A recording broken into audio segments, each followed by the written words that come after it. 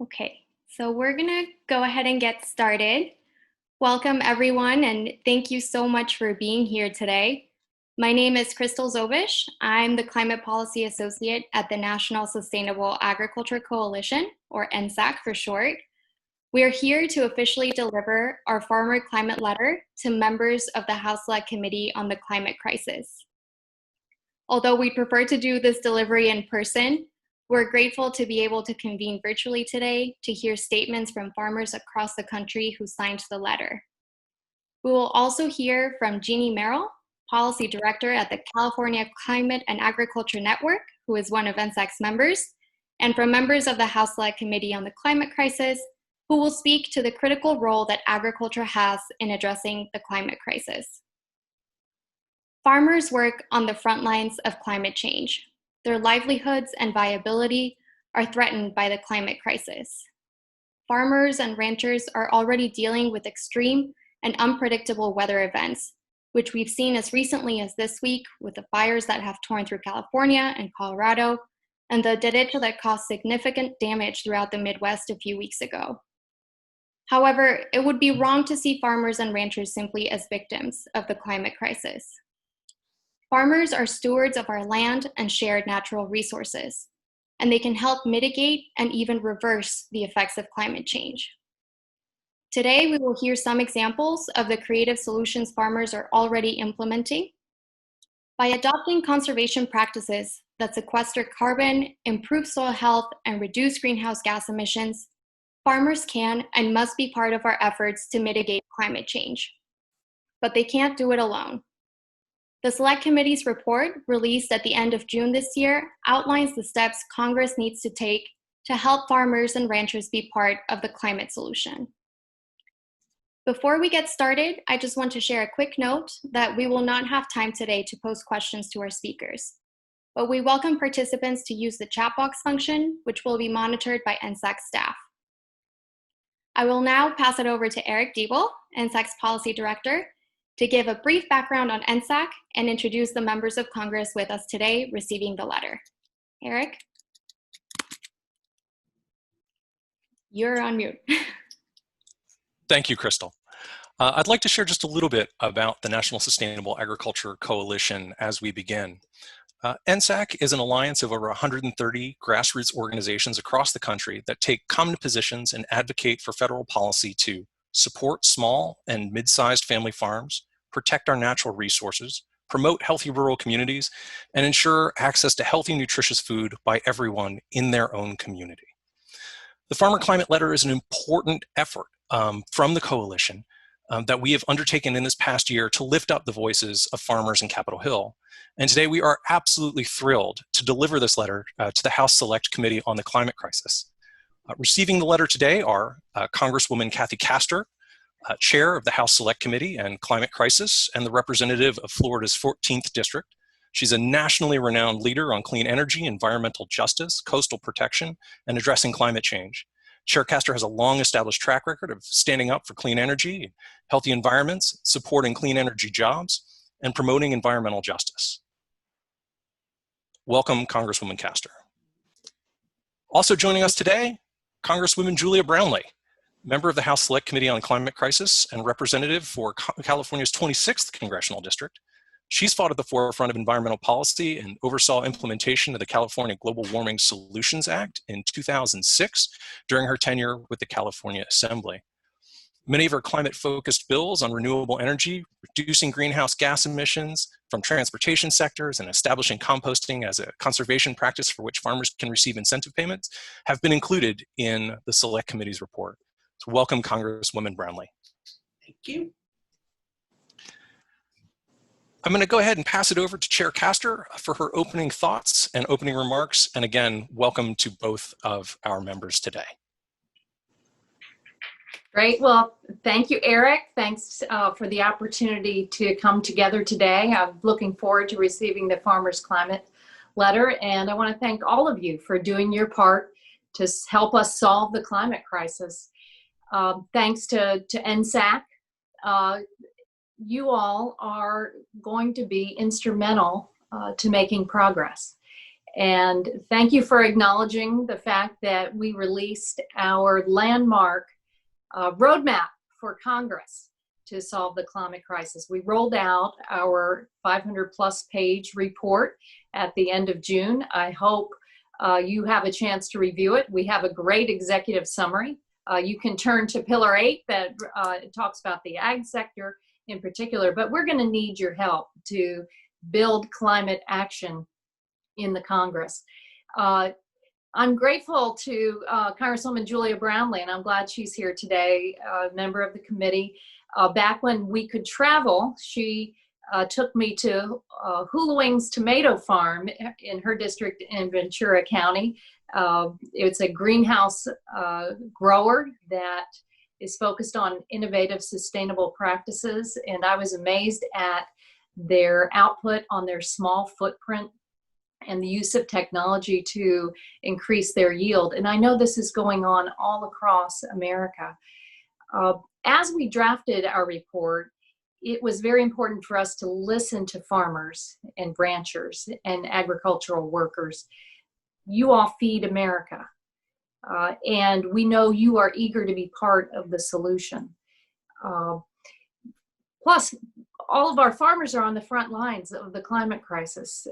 As our planet warms, we are experiencing worsening floods, prolonged droughts, dangerous heat waves that put farmers and ag workers at risk. And I know today everyone is thinking about the folks who are in the path of Hurricane Laura. Could you believe how quickly it intensified because of the warmer Gulf waters? And then you can't help but feel for the folks out west experiencing another horrendous fire season. So our task is urgent. We don't have time to waste any longer. And unfortunately, the Congress has been absent from the kind of broad-based climate action that we need to have. But now we have the roadmap, and we have legislation that is already drafted. We were moving it through the Congress already. But an important piece of it is going to be the ag sector. Solving the climate crisis is about protecting farmers from these climate impacts, but it's also about partnering with our friends in agriculture and working together to reduce pollution and to make our nation more resilient and just.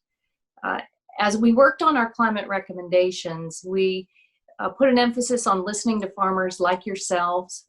During our hearing on opportunities in agriculture, we heard important ideas on how farmers and ranchers can work with policymakers on climate solutions. We received important testimony from folks like Matt Russell, who we're going to hear from. And anyone who eats should care about farmers and the climate crisis. Many Americans understand this, but many do not. So we need your help. Any crisis that affects farmers affects all of us.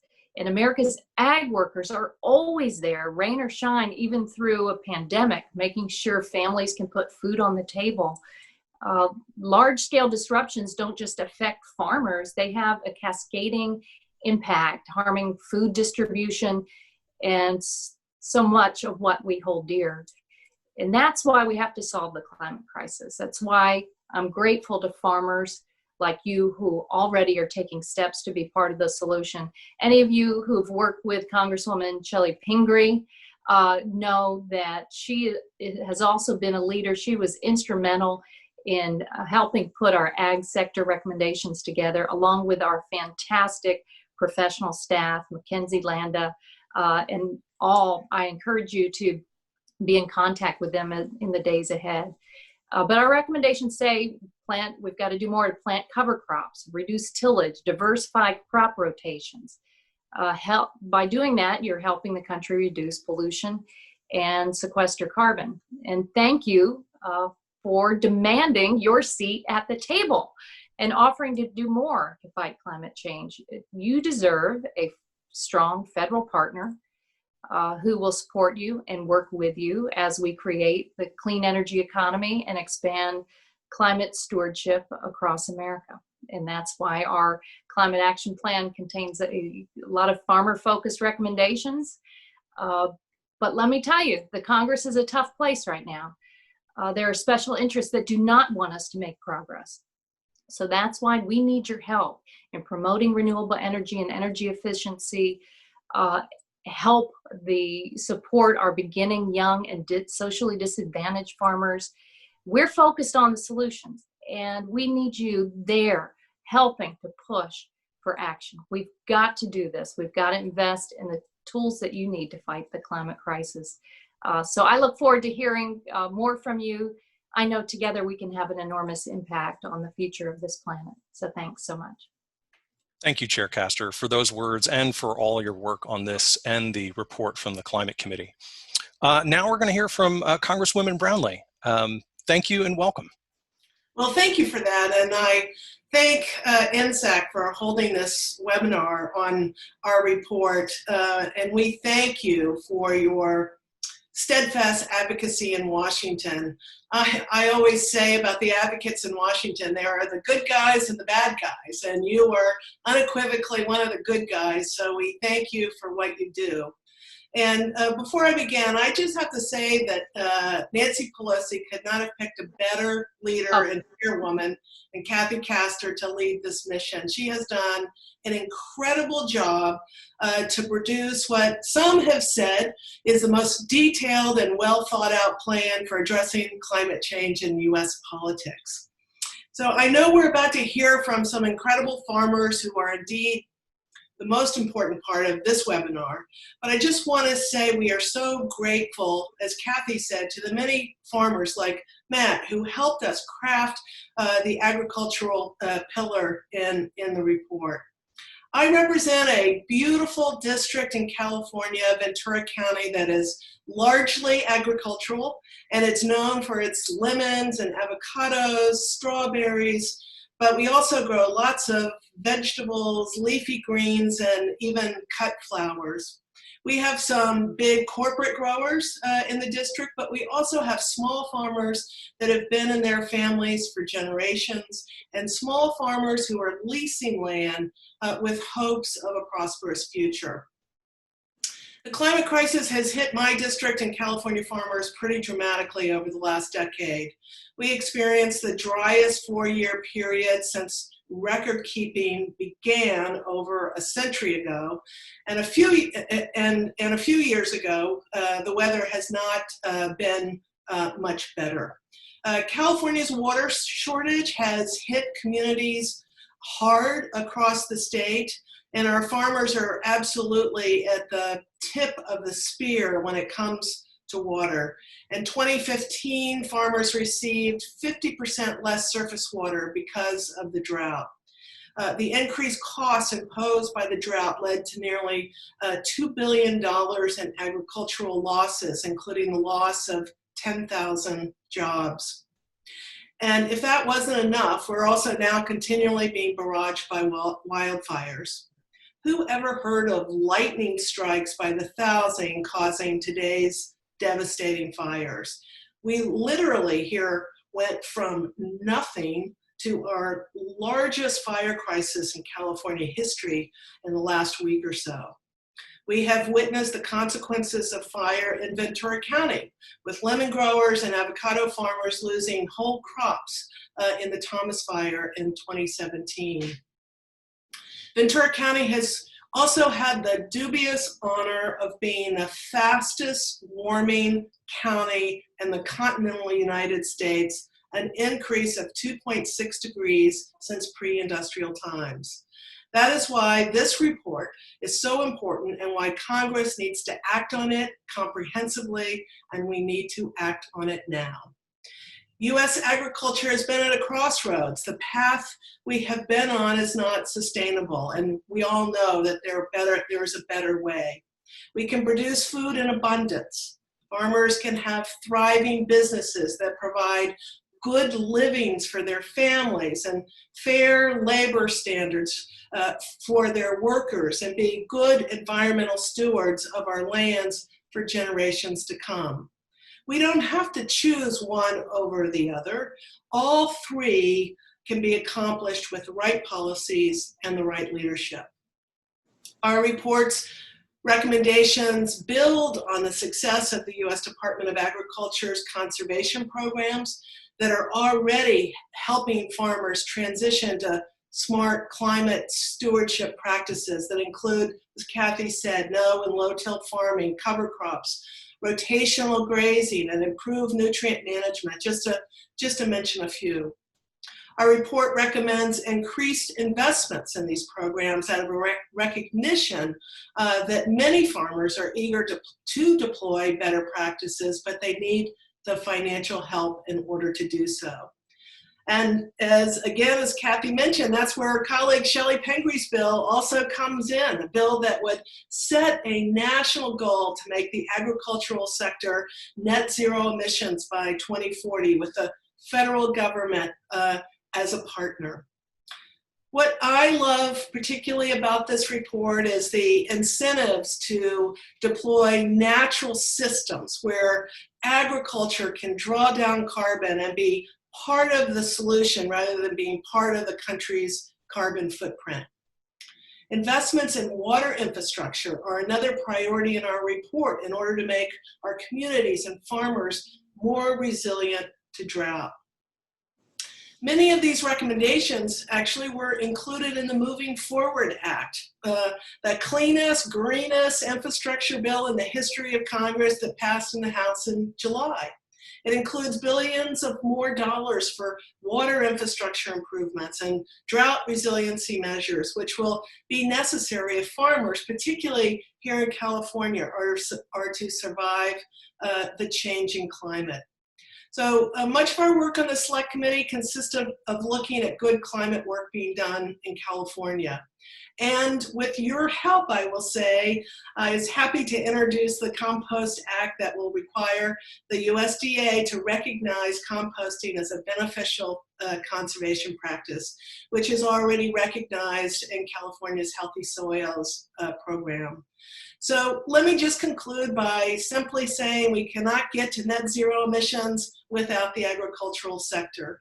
And I know we can count on all of you as we continue to build our coalition to see all of our recommendations enacted into law. So thank you very much. Thank you very much, Congresswoman Brownlee, for your very kind words. And next, I think I'd like to introduce Jeannie Merrill, the Policy Director at the California Climate and Action Network, who will share a little bit more about the letter and our outreach efforts to support these issues, and also introduce some of the farmers that have joined us for the call today that stand with you at that crossroads towards a more sustainable agriculture system. Jeannie? Thanks. Thank you, Eric, and thank you, Chair Castor and Congresswoman Brownlee. Thank you so much for being with us today. Again, my name is Jeannie Merrill. I'm the Policy Director with the California Climate and Agriculture Network. We are a coalition of organic and sustainable agricultural organizations in California, and we're also proud members of NSAC. I'm just going to talk a little bit about how the Farmer Climate Letter came together that we're delivering to you today.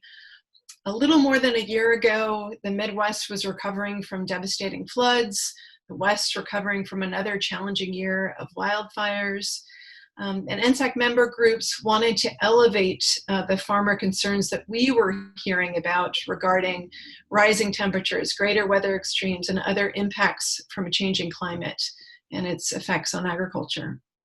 And to do that, we asked farmers in our networks to help craft what became the Farmer Climate Letter that you have before you. We had farmers from Maine, Florida, Minnesota, Ohio, and California give us their thoughts on what they wanted to say to policymakers about agriculture's unique vulnerabilities to climate change, which we've discussed today, as well as the unique solutions agriculture has to offer when reducing greenhouse gas emissions, increasing carbon sinks, and becoming more resilient. We've had 2,130 farmers and ranchers from 49 states and the District of Columbia sign on to the letter in just a few months. And as noted in the Intergovernmental Panel on Climate Change, and certainly as highlighted in the House Select Committee's important report this year, we cannot make progress on avoiding the worst impacts of climate change and become more resilient without the engagement of farmers and ranchers on these issues.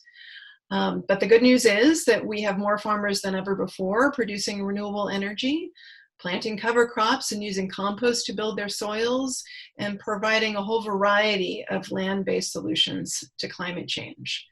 But we need to build on that, and we need to provide the additional tools to farmers throughout the country to be able to participate in those climate solutions.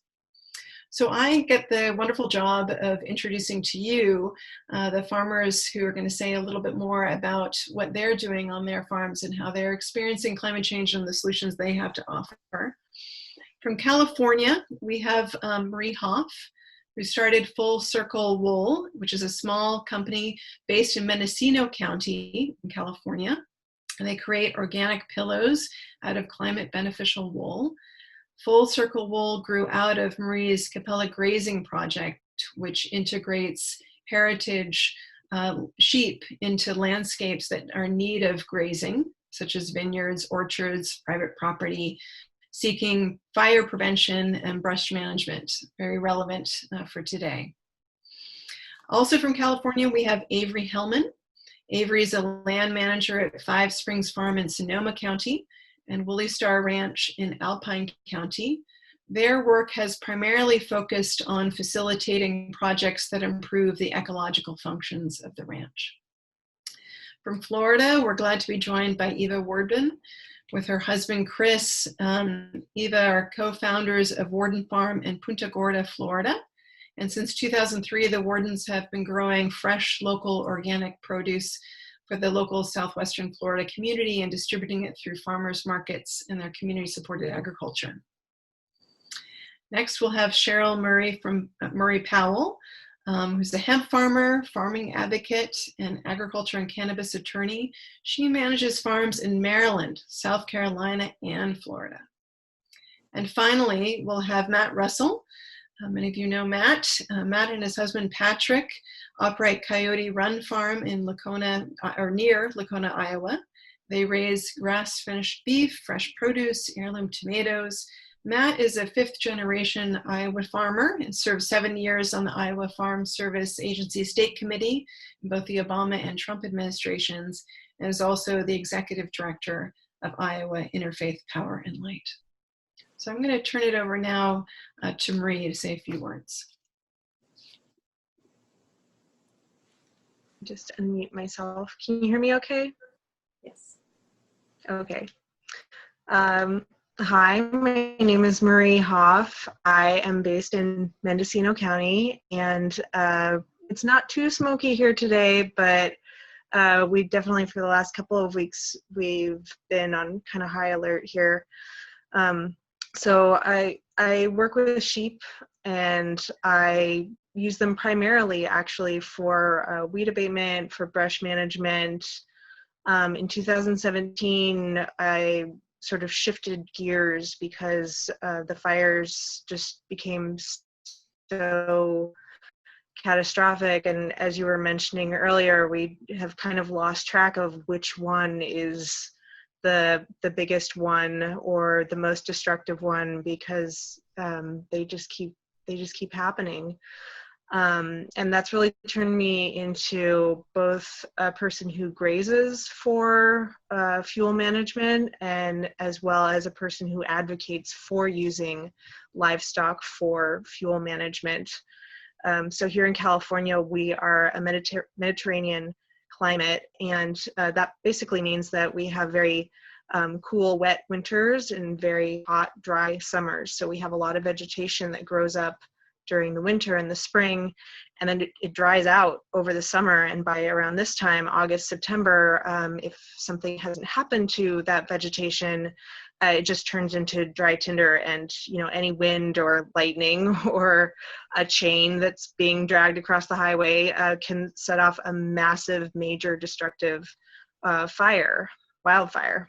And so I'm advocating grazing for this management because of its climate appropriateness, if you will. Every other way we have of managing biomass whether it is using mechanical means like weed whackers or herbicides or prescribed burning. Any of those ways actually end up emitting more carbon than they sequester.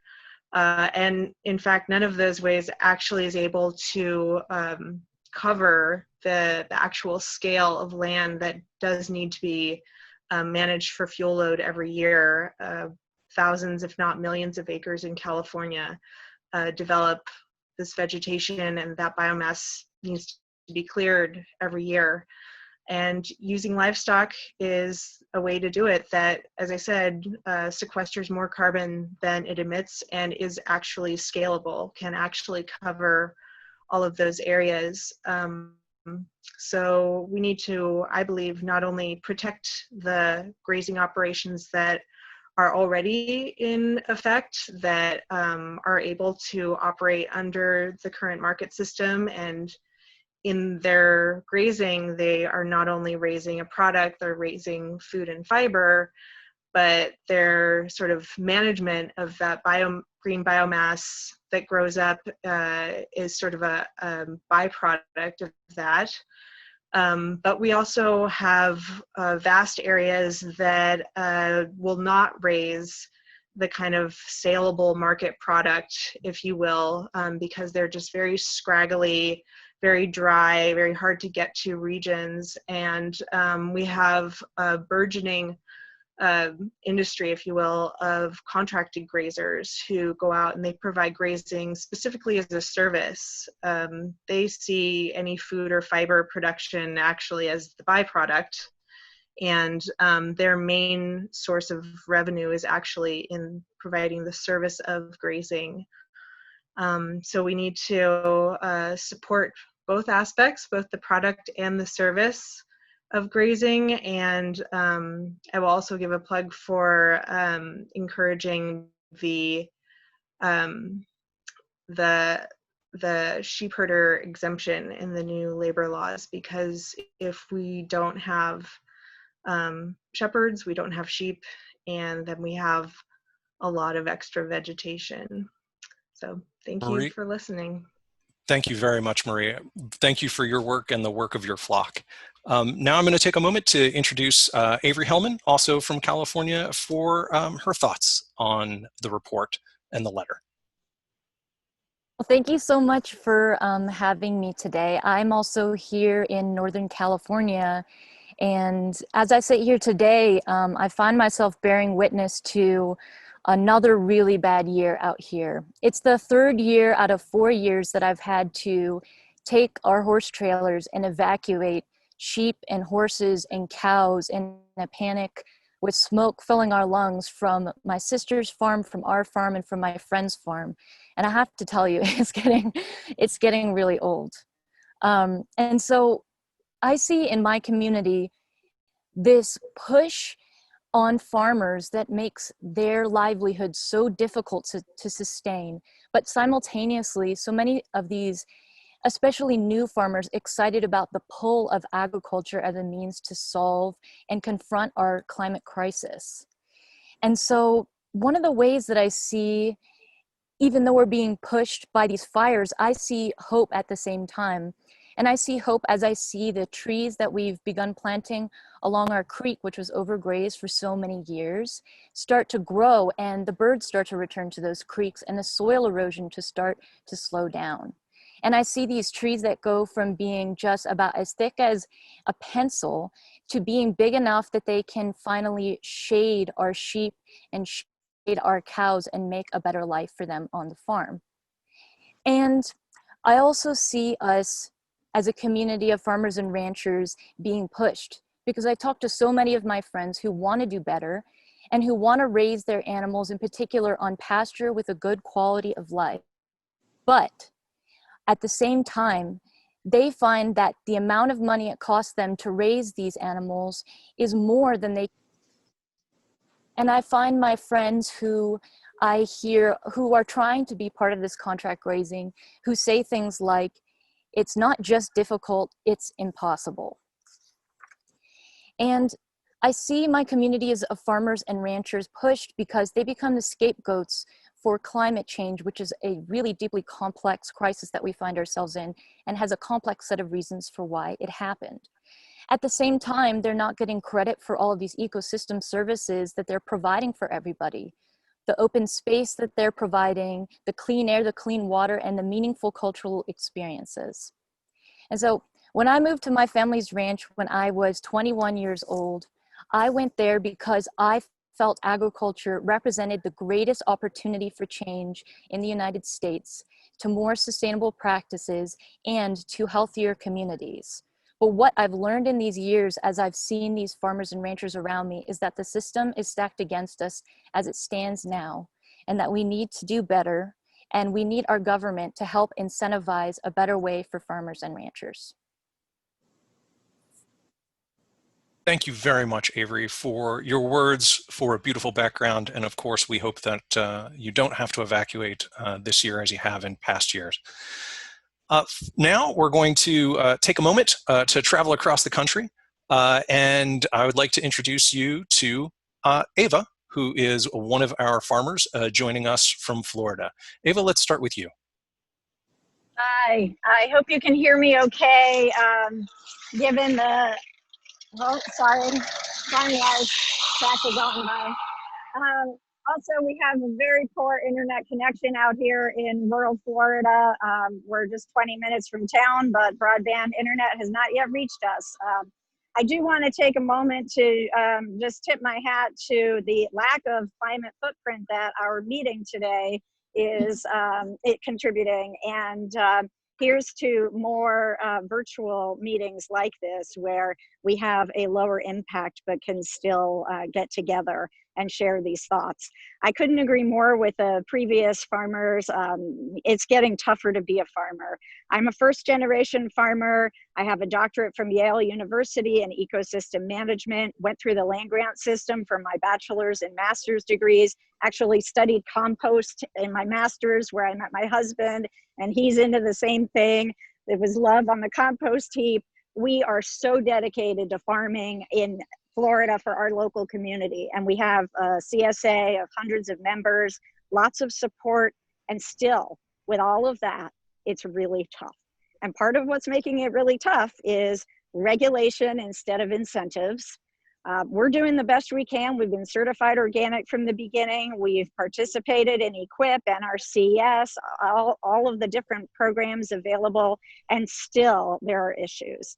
I am so grateful for the opportunities that we have, and the report is a really great step. I am just so impressed and so thrilled that the advocacy is there.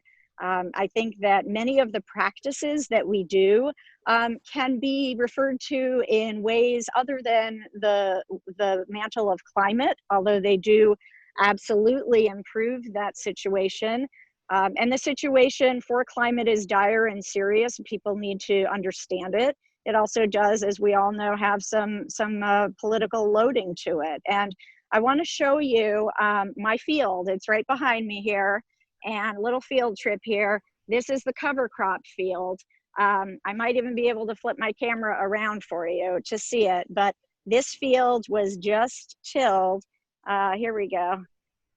This field was just tilled. It still has some crop residue, but we grew cover crops all summer long. We grew sun hemp, crotalaria species. It fixes 200 pounds per acre of nitrogen. Really important cover crop. And over there in the distance is our compost and fertilizer barn, an NRCS project that we were happy to be able to participate in.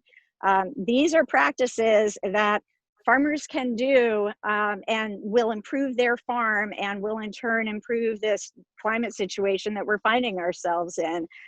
There are many other practices as well. I will say that from having participated in some of these programs, it would be wonderful if in the execution they could incentivize people for doing just individual practices rather than the full suite of them. The ranking system tends to require participation in many, and that's not always viable, especially for beginning and disadvantaged farmers. It takes a lot of equipment to do what we're doing. That cover crop field represents, we used to spread it literally by hand. Then we got the spinner spreader for $50 at the Tractor Supply store. And now we've moved on, 20 years later to an actual seed drill. But we buy all our equipment used. We bootstrap the farm the whole way. And still it represents over $100,000 worth of equipment in order to do this. So I would urge you to help with the financial incentives for implementation of these practices that we know to be effective in the climate space and in other spaces as well, like nutrient management and water and soil quality. And then also to help to fund research, which can be used by our farmers here and also farmers around the world. Climate is an issue of the commons, as we all know, and we share the global commons. So our sister and brother farmers around the world are looking to us for leadership. We have always been the place for agricultural innovation. We need to continue that, partner with our land grant institutions and other entities in order to really solve this problem together. So thank you for your good work. And if you're ever down in Florida and you want to visit, give me a call.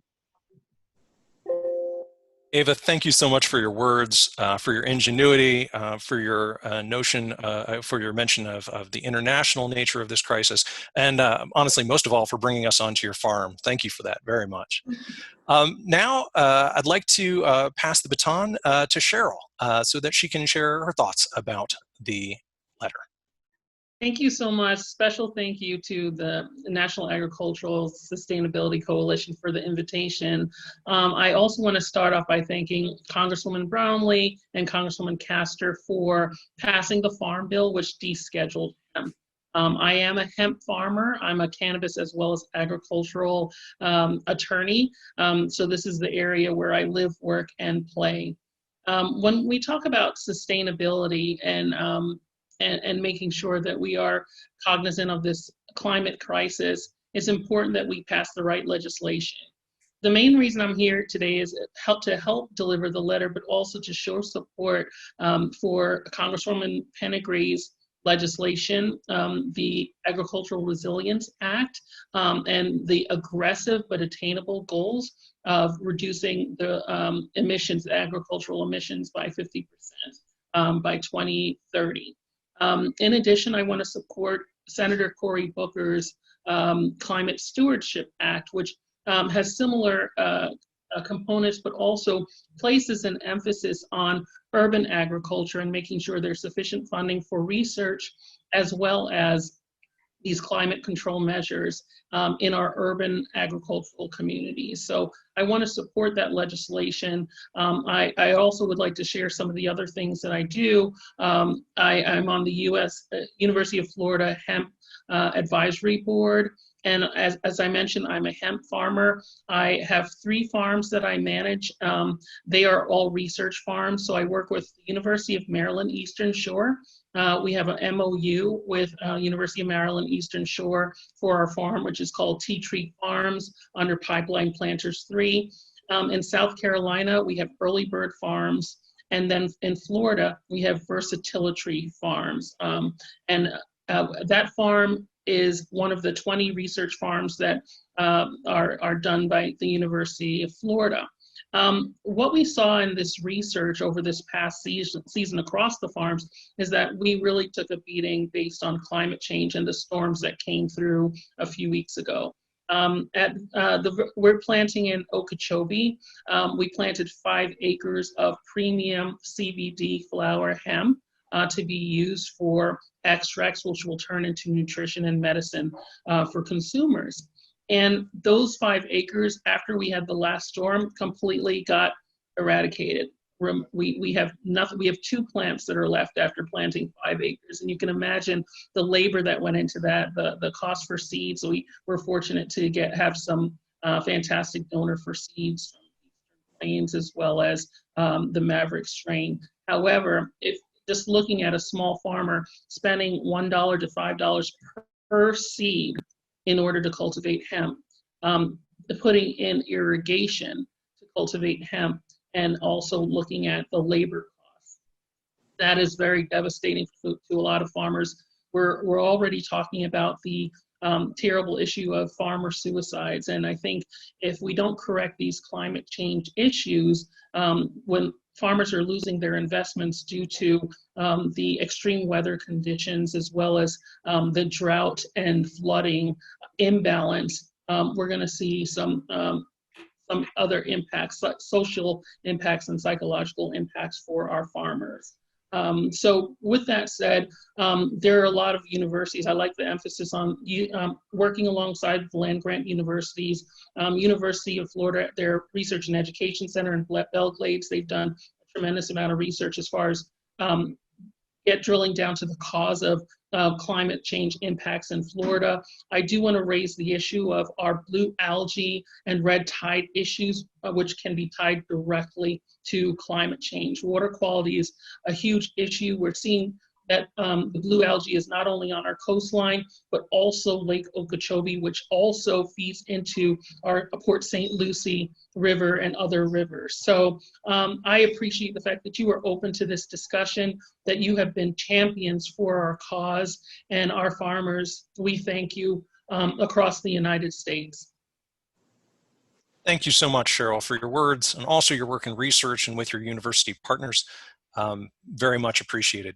Now we're going to head back to the middle of the country, to Iowa, where our farmers are still struggling in the wake of some truly terrible storms, to welcome Matt Russell, who brings a unique perspective as a farmer and NSAC member in his role as Executive Director of Iowa Interfaith Power and Light.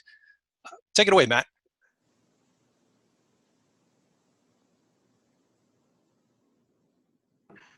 Yeah, I wasn't paying attention, didn't get the mute off. It is a real pleasure to be here today. I have been part of NSAC for 20 years and really enjoyed and appreciate all the work that all the hundreds and really thousands of people over the years have done in coalition. And also a shout out to the House Select Committee on the Climate Crisis, both the minority and the majority members, just tremendous example for what we need in this country. My husband, Patrick Stanley, and I farm in south central Iowa. We've used CSP, CRP, EQIP, and participated in a wide variety of commodity and disaster programs. Over the past 15 years, we've spent a lot of time in our county USDA office. My off-farm job is leading Iowa Interfaith Power and Light.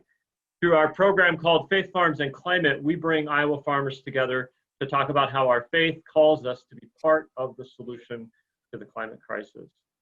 Last Sunday, we had a cow that went into labor a month early. I assumed she was losing her calf, but as I helped her have a tiny heifer, my assumption shifted from that to she's having twins. Pat and I spent the day trying to save these two preemies, and while we're not out of the woods yet, it looks like we're going to win this one and have two healthy heifers. But we've also had those days where we didn't win. And right now, we've got farmers across the country in the midst of some historic days of not winning. I lift up in prayer my fellow Iowa farmers trying to find a way forward, standing in the rubble of the derecho. The farmers and ranchers in the West being burned up. Producers in the South in the midst of the onslaught from Hurricane Laura. Americans struggling with an expanding region of drought. American farmers and ranchers, we're resilient, optimistic, and innovative by our very nature. We make a lifetime investment in the belief that over 40 or 50 growing seasons, our winning days will outnumber those days we don't win. If you want to move the hearts of farmers, ranchers, and rural Americans, don't focus on our suffering. Partner with us to increase our success. That's what this committee has embraced. And you've recognized that farmers, ranchers, and rural Americans are essential as we transition from a world where we use fossil fuels to work against nature and into a world where we partner with nature to power our lives. American farmers and ranchers are ready to lead. What's not ready is the support we need to do this work from both USDA and the marketplace. But that's changing, and this committee is on the leading edge to usher in the changes needed to empower farmers and ranchers to help save the world. When these recommendations move forward, American farmers and ranchers will be able to walk into our county USDA offices to partner with American taxpayers to innovate on our farms and ranches, to continue to produce food, fiber, and fuel, but also to produce the environmental services needed to win the battle against climate change. The recommendations in this report won't solve all of the challenges we face, but they will tip the balance so that even as extreme weather increases, we've got a shot at having more winning days in rural America. And when American farmers and ranchers set up the system so that we walk into USDA, we can participate in programs that help us solve the climate crisis, that sets us up to participate in markets that pay for these ecological services. When we as American farmers can do that, we win and the whole world wins, and America once again leads the whole world in innovation. So that's what this committee has put forward in their plan, and that they've focused and elevated farmers and ranchers across this country. I just got to say amen to that. Thank you so much, Matt, and for your flexibility with our call, and also we wish you the best of luck with both of your heifers. Thank you. I want to thank all the farmers who spoke today about sharing their stories with Chair Castor and Congresswoman Brownlee. And I'd like to pass it, if I may, back to Chair Castor for some closing remarks and some final thoughts. Yeah, well, this has been outstanding, and I think you all have hit on a number of themes that are contained in our report, ensuring that we use the established partnerships between farmers and extension service and our research universities. And yes, we do intend to invest in greater research efforts there. We know we have to change the incentives and help farmers become part of the solution, give them those pathways forward. This isn't pie in the sky. This is something we need to march forward to do. I'm grateful that Congresswoman Brownlee knows California's been in the lead, and now we have to take a number of their initiatives national. But you all are going to be instrumental to doing this. We've got to build bipartisan support in this Congress, and we view farmers and the entire ag sector as a way to do that. So here's the strategy. We are already implementing some of our recommendations, hammering it out into legislation that's passed the House already. But a lot of the larger steps remain down the road. But we, like I said at the beginning, we don't have time to waste. Our task is urgent. So help us make sure that those recommendations are being hammered out into bills, that we try to get bipartisan support for those initiatives. We move over to the Senate and build bipartisan support there, and then build the coalitions to enact them into law. If we can do that, I trust that we will answer the moral obligation that we have to our kids and future generations.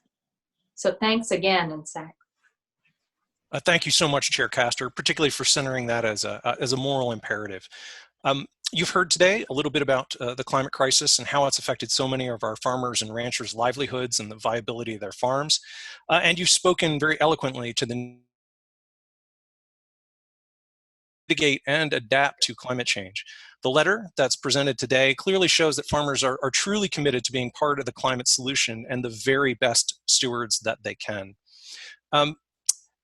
Farmers are uniquely positioned because of this climate stewardship relationship and the practices that they can implement to reduce greenhouse gases, to improve natural carbon sinks, and to improve our security, food security at the same time, even as they adapt to greater weather extremes.